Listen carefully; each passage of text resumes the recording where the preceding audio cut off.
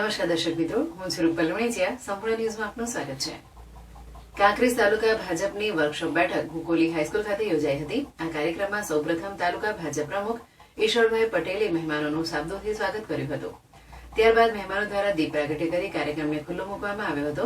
આ પ્રસંગે કોંગ્રેસના જામાભાઈ દેસાઈ ભાજપમાં જોડાતા જિલ્લા ભાજપ પ્રમુખ કીર્તિસિંહ વાઘેલાએ ખેસ પહેરાવી તેમને આવકાર્યા હતા.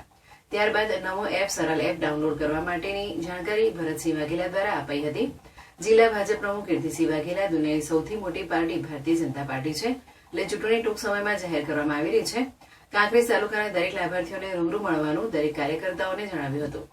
પૂર્વ ધારાસભ્ય Rekhaben Chaudhary, APMC chairman Andhabhai Patel, KT Mali, DD Zalera, પૂર્વ પ્રમુખ તાલુકા પંચાયત હરગોવનભાઈ શિરવાડિયા, પૂર્વ મહામંત્રી ડાયાભાઈ પટેલ, ખરીદ વેચાણ સંઘ ચેરમેન અમરતભાઈ દેસાઈ, કલાભાઈ પટેલ, હીરાભાઈ જોશી, તાલુકા ભાજપ પ્રમુખ ઈશ્વરભાઈ પટેલ, મહામંત્રી અમીભાઈ દેસાઈ, મહામંત્રી ઈશુભા વાઘેલા, બાબુભાઈ પટેલ, શક્તિ કેન્દ્રના પ્રમુખ વનરાજસિંહ વાઘેલા, કનુભા વાઘેલા હાજર રહ્યા હતા.